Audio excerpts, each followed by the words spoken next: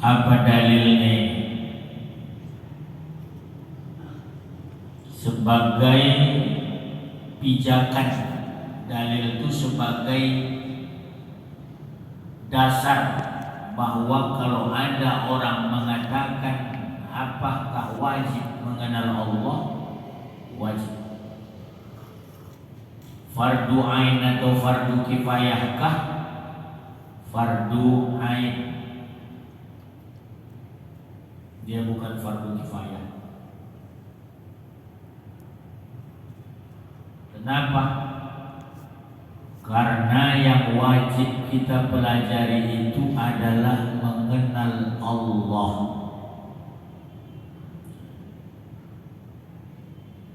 Apa dalil itu? Baik dari ulama maupun dalam Al-Quran dan hadis. Ulama mengatakan awaludin ma'rifatullah, awal agama mengenal Allah. Itu dalil.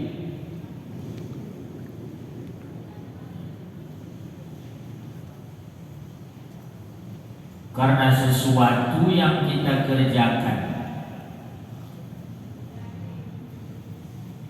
sesuatu yang kita tidak kenal, bagaimana kita menyembah kepada yang tak dikenal?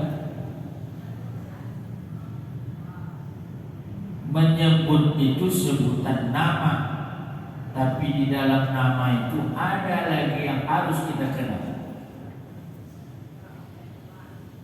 Sebutan nama itu ya Allah, lafzul jalalah. Cukupkah dengan menyebut kita sudah kenal?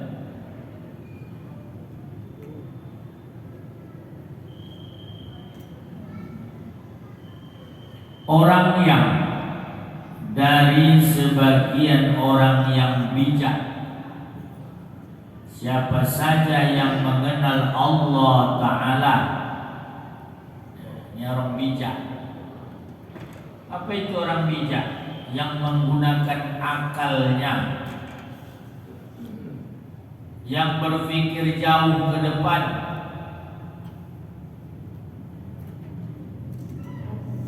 untuk berpikir tafakkaru dalam Quran banyak. Afala ta'qilun, afala tatafakkarun, fa'tabiru ya ulil albab. Engkau sebagai hamba diberi Allah akal untuk apa? Yang pertama, akal itu kita gunakan untuk mengenal Allah, bukan untuk yang lain-lain. Yang pertama,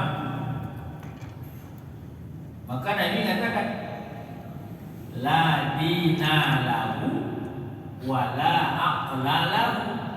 Tidak ada agama bagi yang tidak punya akal.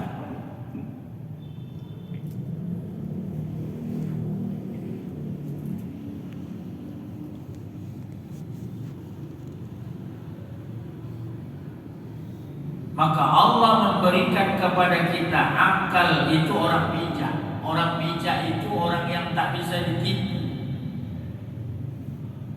Bijak bukan dalam kehidupan dunia, tapi bijak memikirkan arah hidup yang sebenarnya. Itu tujuan hidup yang sebenarnya.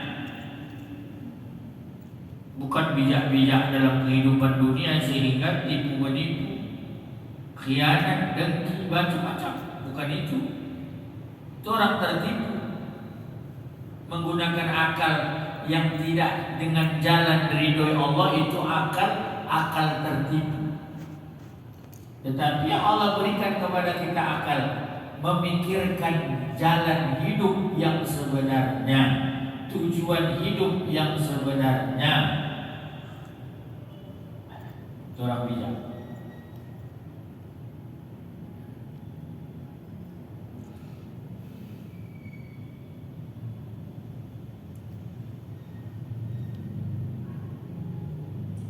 Orang bijak siapa saja yang mengenal Allah Ta'ala tidaklah lagi merasakan kesedapan bersama makhluk.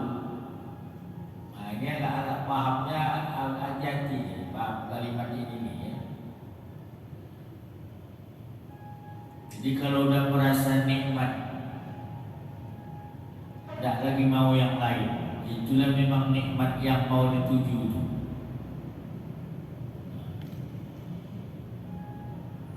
Orang kalau sudah kenal Allah, dia tahu yang memberi itu Allah, memberi rezeki itu Allah, penentunya Allah,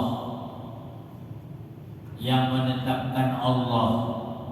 Dia tidak akan lagi merasakan nikmat bersama makhluk.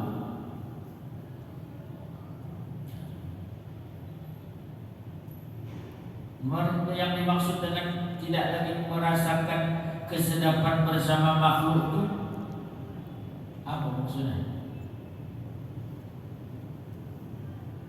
Dulu udah pernah saya sampaikan ngaji di sini juga. Kalau kita ingin nikmat mencintai Allah, maka keluar kita dari makhluk. Kalau ini mulai lain lagi. Dia tidak lagi merasakan kesedapan bersama makhluk.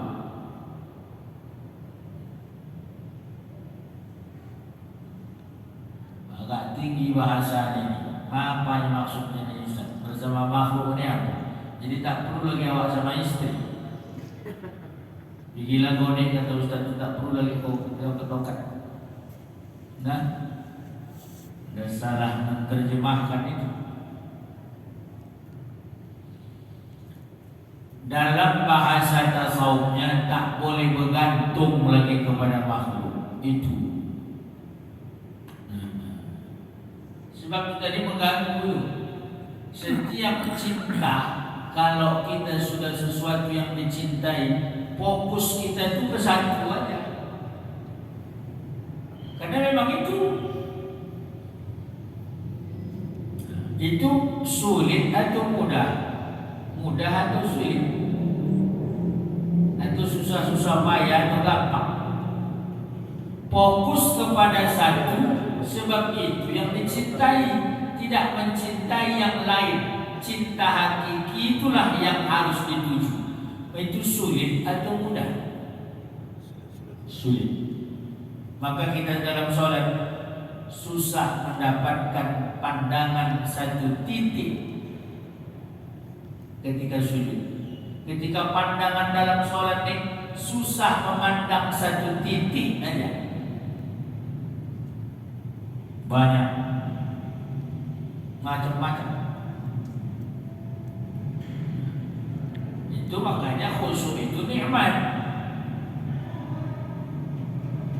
Khusyuk itu nikmat. Dan tidak ada lagi di atas itu nikmat. Namanya sudah bersama Allah, mencintai Allah. Dia lepaskan pandangan dari makhluk.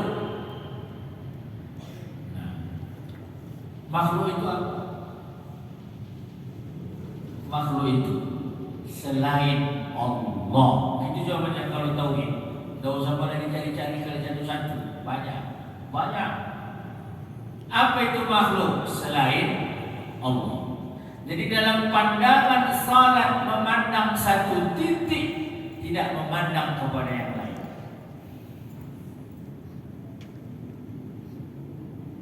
Nikmat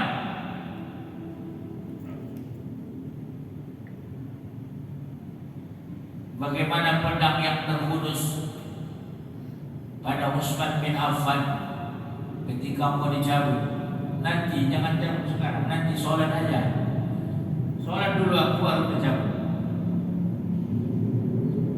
Memandang satu titik kepada Allah, dia tidak merasakan sakit ketika dicabut pedang. Usaha itu bagaimana caranya? Aku pun belum dapat. Ini mengaji-ngaji ini baca-baca aja. Kita sama-sama belum sampai. sampai. Jangan, kita ini belum sampai ke sana, tapi berjalan. Apa alat untuk sampai ke sana itu? Terapinya apa itu? Ini kalau terapi itu kan setiap seminggu 3 kali. Kita terapi kita 5 kali. 1 hari 5 kali 1 hari. Orang biasanya terapi seminggu 2 kali 3 kali. Itu terapi badan. Kita yang 5 kali tadi terapi apa? Sholat. Tapi tak jumpa juga. Udah 50 tahun sholat. Bukan berarti saya merendahkan syariat.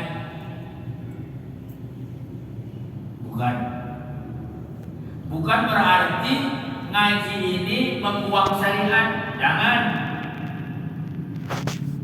Tetap ada berdiri, rukuk, sujud.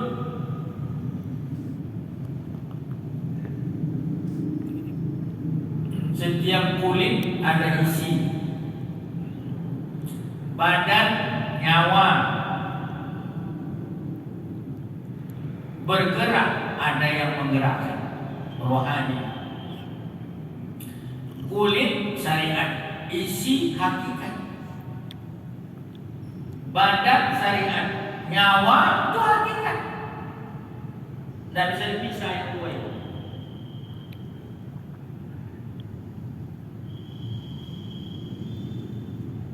Malah syariat tanpa hakikat atilun.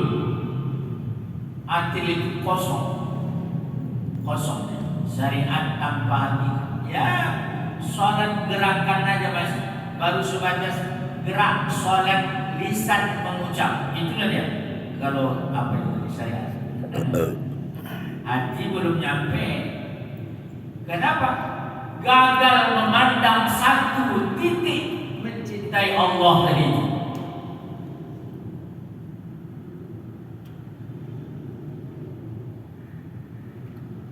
Hakikat tanpa syariat batilun. Hakikat tanpa syariat batil. Tidak perlu gerak. Tidak perlu ada gerakan lagi sholat itu. Artinya apa? Udah hakikat. Hakikat itu apa? Mengingat Allah saja. Selesai. Itu dia. Cara dia mengingat Allah itu dengan batin saja. Syariat tak perlu. Batilun, batal. Kata ada Islam hakikah. Islam hakikah itu apa? Islam hakikah. Islam sekedar mengingat dalam hati, tak mau melakukan gerakan.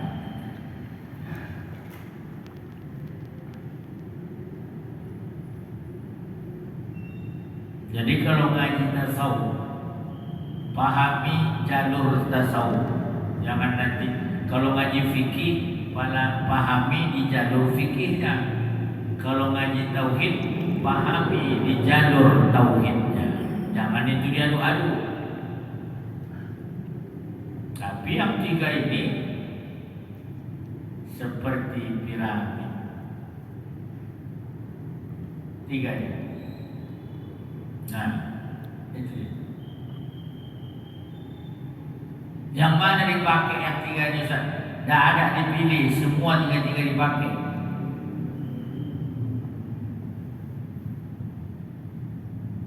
Kulit, isi, nikmati dia baru terasa. Kalau hanya dikupas saja, kulitnya dibuang, lalu begini-gini kan tak awak makan. Apa rasanya itu? Sholat tak berasa, zikir tak berasa.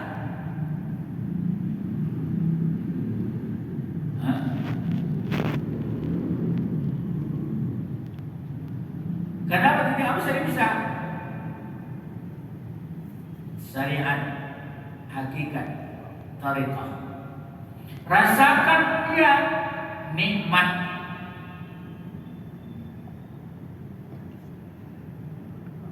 Nikmatnya bukan di lidah. Beda dengan nikmat makan. Di mana letak nikmat makan? Di lidah. Nikmat zikir di mana letak? Nah, qalbu dia. Makin apa terasa? Kalau kita sudah mencintai Allah, bersama dengan Allah, itu terasa apa hati kita?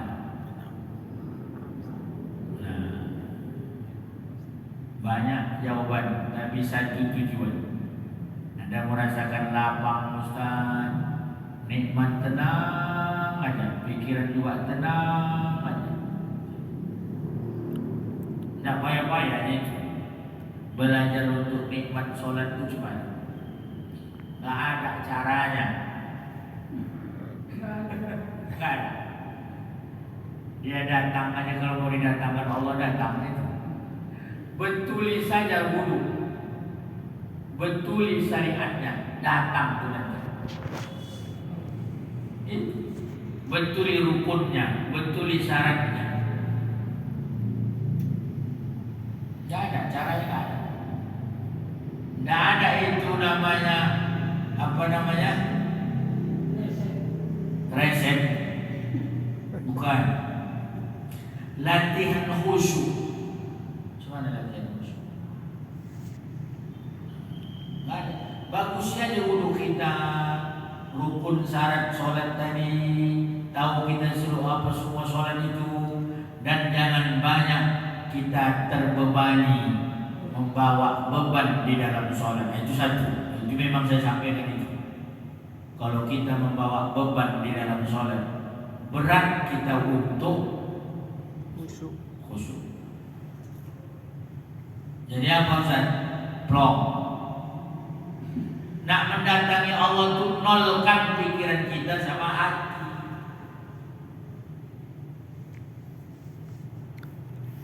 Nolkan aja pikiran.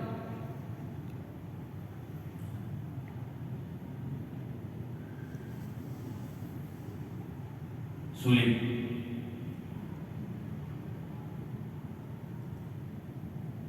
Bagaimana tidak merasakan nikmat lagi dengan makhluk? Karena dia tidak mencintai selain Allah.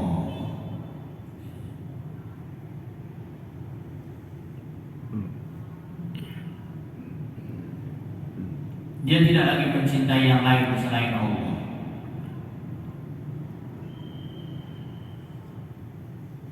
Apa itu ingat? Cinta dan ingat. Setiap cinta pasti selalu ingat. Itu kan? Nah, sekarang yang selalu kita ingat dalam sholat itu apa? Berarti itulah yang kita cintai. Itulah yang kita cintai. Apa yang selalu kita ingat? 4 huruf.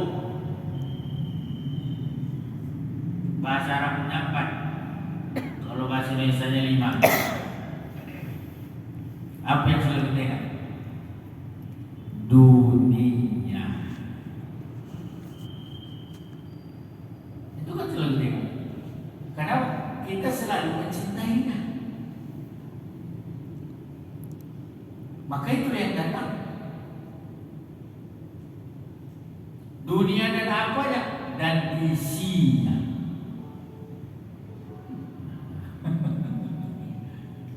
Mana bisa dibuang itu Ustaz? Karena kita sudah mencintainya. Yang tak dicintai tadi, maka kata Allah begini, ini ada kajian. Aku cemburu, kata dalam hadis qudsi. Cemburu Allah ketika disebut namanya Allahu Akbar. Ternyata di hatimu bukan aku.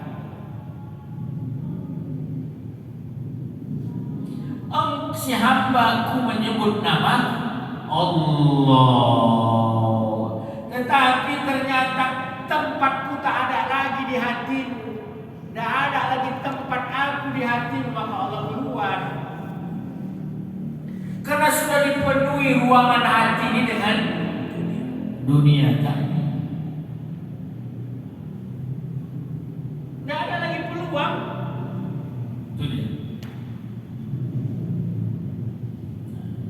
Itu satu. Memang itu tak bisa dielakkan itu Pak. Dunia ini mau dibuang salah, mau ditinggalkan tak mungkin. Hah? Nah, dia tidak dibuang, dia tidak ditinggali, tapi dilepaskan dalam pandangan hati.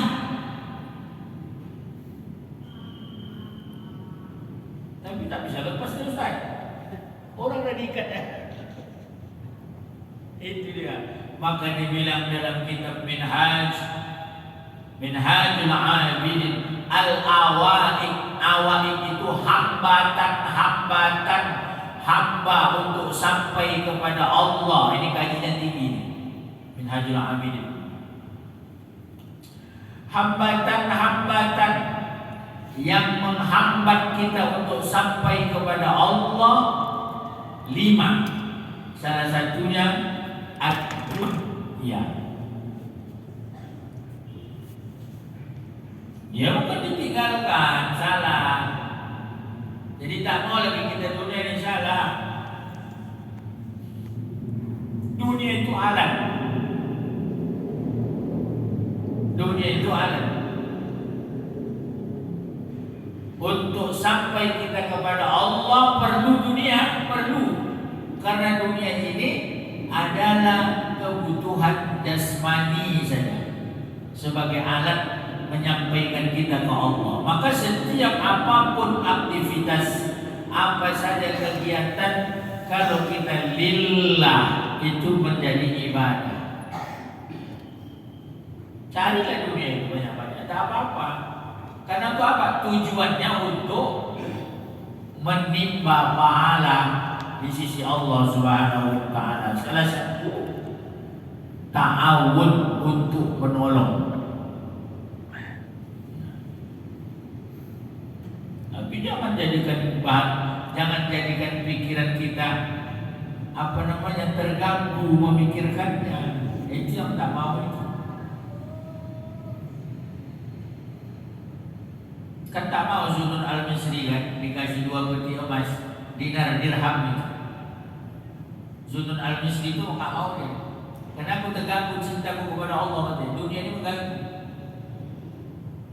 2 peti emas yang dikasih sama Zunun Al-Misri, seorang wali itu dari Mesir itu. Dia cepat pergi meninggalkan istana. Sementara dinar dan dirham 2 peti tidak mau diambil. Dan dia tak mau, tak dilihatnya itu, tak terpandang dia. Udah dihijab Allah pandangannya dari pandang dunia itu. Tak ada tahu dia itu. 2 peti emas tadi tak terpandang sama itu, dihijab oleh Allah pandangannya.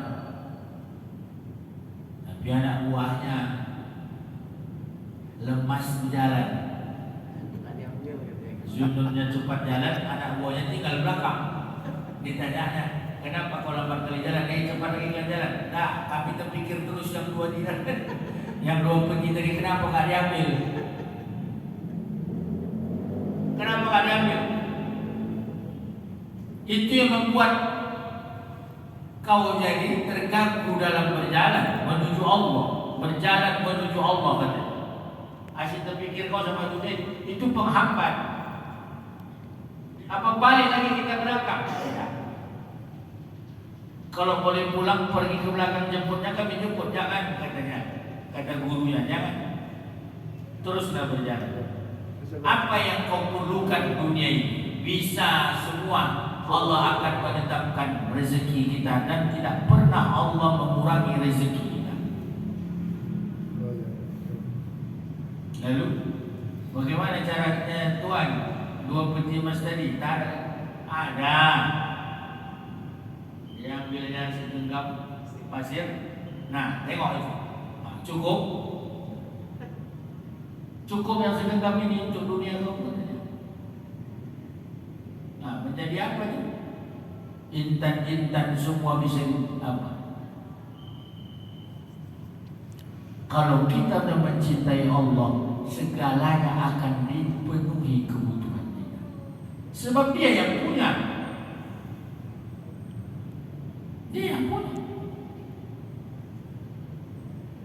Terkadang kita ini selalu terganggu dengan keraguan. ketakutan, kelemahan iman, bukan kelemahan badan, kelemahan iman. Maka kita terima Pak, berjalan, walaupun kita ini lemah dalam fisik, tapi jangan lemah dalam batin. Tak boleh kita lemah batin. Kalau dua-dua lemah, habislah. Tenggelam, banjir, bandang, kita pun ikut hanyut. Makanya kalau banjir bandang itu datang tiba-tiba, apa yang kita cari yang pertama? Pegangan. Tempat bergantung supaya tidak deras. Kalau kita dalam susah, miskin, banyak masalah, banyak segala macam, kemana gantungannya? Tempat gantungannya mana? Itu kata mulut awak.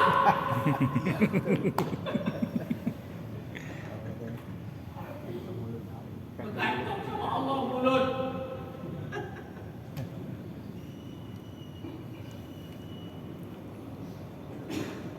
Bergantung ke Allah itu hati. Dia tidak merasa susah,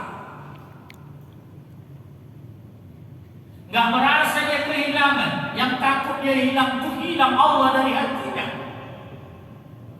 Yang lain itu tak merasa dia takut hilang. Dikatakan Allah bergantung kepada Allah, itu jawabannya. Tetapi kenapa kok susah juga?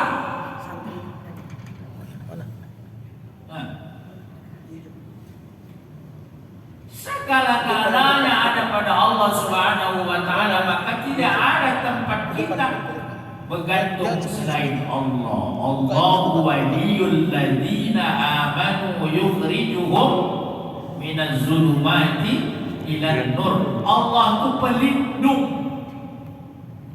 dalam segala hal yang kita hadapi dalam hidup ini. Allahu waliyul ladzina amanu. Allah itu pelindung bagi orang-orang yang beriman. Jadi faktor keimanan di sini perlu, faktor keimanan yang membuat kita jadi lemah.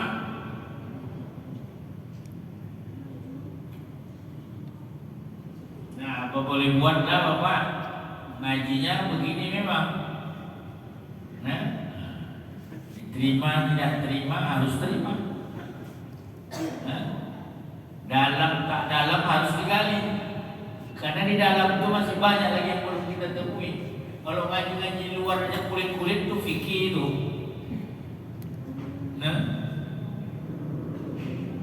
Nah, itulah dia kaji diri itu. Itulah tasawuf, itulah mengaji itu. Kan dia bilang, man arafa nafsahu faqad arafa rabbahu. Siapa yang sudah mengenal dirinya, sungguh dia akan mengenal Tuhannya. Itulah tadi itu bahasa tidak bergantung kepada makhluk. Keluarlah dari makhluk. Jangan tidak lagi merasakan nikmat bersama makhluk, sebab sudah segala nikmat itu ada pada Allah Subhanahu wa Ta'ala. Bi an'umillah, Allah yang memberikan nikmat itu segalanya. Kita ini tenangnya, resepnya apa? Kalau udah semua yang awak inginkan itu datang, tenang itu. Nah, tapi bahasa tenang itu semua itu datang Bapak, tapi yang datang itu pun pingin lagi menambah yang belum ada. Udah didatangkan Allah dan semua, tapi pingin lagi datang, keinginan yang belum ada itu datang lagi. Maka Nabi katakan, seandainya lah umatku itu mencintai dunia ini, tak akan pernah selesai-selesainya. Kalau seandainya 2 lembah emas sudah didapatkannya, dia terpikir bagaimana menambah 1 lagi. Selesai. Ya?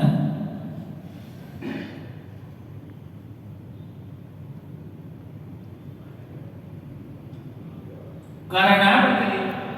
Karena dia tidak mencintai selain Allah Subhanahu wa taala.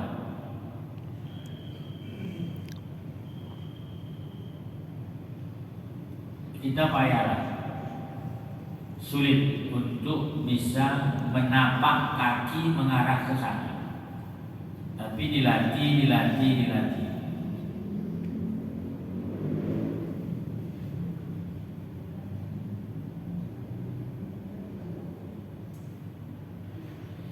Makanya Bapak, setiap kita ini beda-beda kadarnya itu ditentukan Allah itu tadi. Kita ini semua berbeda-beda kadarnya. Pembeda kadar itu dengan ilmu yang bisa kita tangkap, bisa kita pahami. Ada yang belum, ada yang sudah. Itu kadar-kadarnya itu berbeda.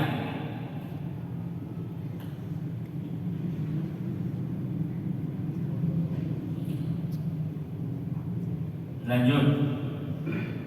Dan siapa saja yang mengenal dunia, jadi mengenal Allah. Siapa saja yang mengenal dunia, bahwasanya akan binasa.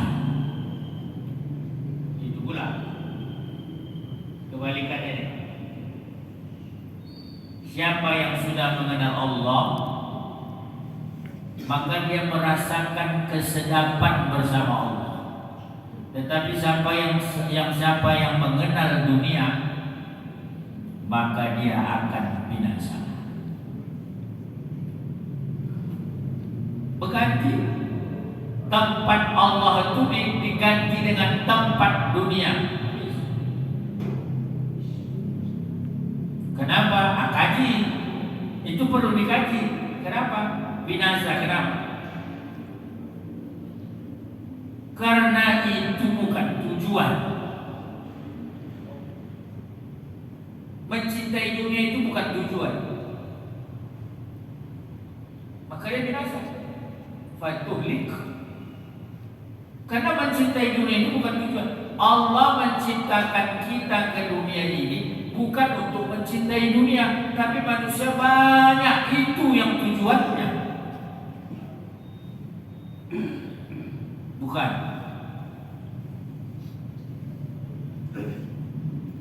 Nanti ada di situ Pak.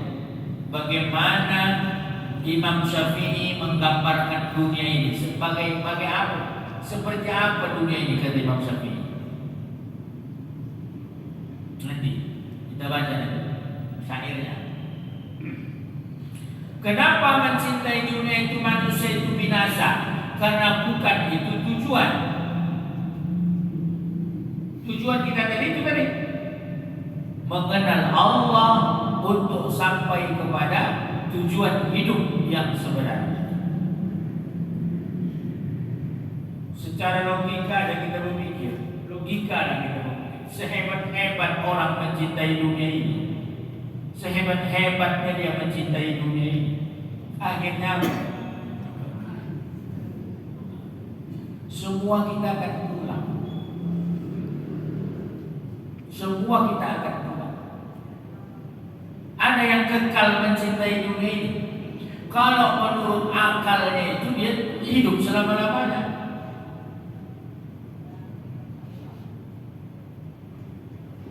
Lepas hazimul lazat kata Nabi.